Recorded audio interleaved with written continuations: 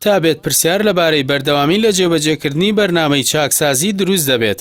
ئەو بەرنامەی کە بە کاخەزی سپی ناو دەبرێت کە پرۆژەیە کە ساڵی ڕابردوو حکوومەتی عێراق گرتووێتێ بەر بە شێوەیەکی فەرمی وەک ڕێگە چارەیەک بۆ دەرباسکردنی عێراق لە قەیرانی دارایی لە ڕێی بەرنمەیەکی چاکسازی ئابووریەوە. ئەوەش دوای چەند مانگێکی کەم لە پاش دەست بەکاربوونی مستەفا کازمی وەک سەرۆک وەزیرانی عێراق. کاخەزی سپی ئەو پرۆژەیە بوو کە حکوومەت پشتی پێبەست تا ببێتە نەخشە ڕێگایەکی گشتگیر کە ئامانجلەی باشکردنی دۆخی دارایی و ڕوبەڕووبوونەوەی ئاڵنگاریەکان و تێپەڕاندنی دۆخی مەترسی بوو کە عێراق ڕوبەڕووی بووبووەوە. ئەوەش سەرەڕای کاریگەری قورسی پرۆژەکە لە سەرچینە جیاوازەکانی عێراق بە تایبەتچینی خوارهێڵی هێژار و فەرمانبەران کە زیاتر پشت بە موچە دەبەستن بۆ دابینکردنی بژێوی ڕۆژانەیان بەهۆی ئەوەی نرخی دینار بە ڕێژێکی بەرچاو دابەزی بەرامبەر بە دۆلار لە ئەنجامدا بۆ هۆی بەرزبوونەوەی نرخی شتومەک و هەموو بەرهەمە ئاوردە و خۆراکیەکان.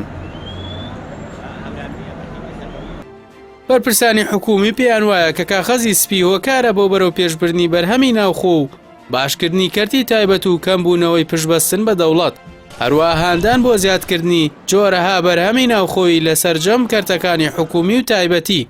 ئەوە شەگەرێکی زۆر بۆ بەردەوامی پرۆژەکە نیشان دەدات. عەلی عەلاوی جێگری سەرۆک وەزیرانی عێراق و وەزیری دارایی لە دەیەم مانگە لە لێدوانێکدا ڕایگەیاند کاخەزی سپی دەستکەوتەکانی لە ساڵی دووەمەوە بەدی هاتن سەرڕای لەمپەرەکانی بەردەمی، بەڵام ئەنجامی دڵخۆشکەریان هەبوو. بەهۆی ئەو پرۆژەوە عێراق توانی خۆی لە هەرەسی دارایی بپارێزێت.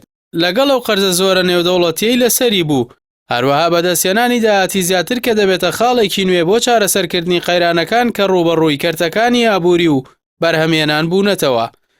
هەروەها وەک جەختکردنەوە لە بەردەوامی عێراق لە جێبەجێکردنی ئەو بەرنامە چاکسازیە مەزهەر محەممەد ساڵح ڕاوێژکاری سەرۆکی حکوومەت بۆ کاروباری ئابووری دەڵێت ئەو پرۆژەیە چاکسازیەکی دوولانەیە کە ئامانجلەی بەردەوامیدانە بە باشبوونی دۆخی دارایی وڵات لەگەڵ بەردەوامیدان و باشکردنی ئابووری بە شێوەیەکی گشتگیر.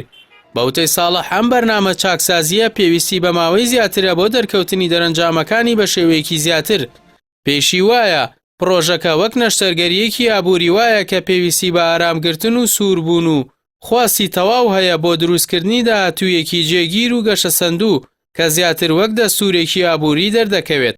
چاودێران ئاماژە بەوە دەکەن کە بەرنامەی چاکسازی ئاماژەیەکە بۆ بەرەو پێشچوونی دۆخی دارایی بەگشتی و ڕێخستنەوەی ژیانی ئابووری لە عێراق وەک دەستوورێکی ئابووریشە کە حکوومەتەکانی داهاتوو پابەند دەبن پێی و بە ناچاری پشتی پێدەبەستن.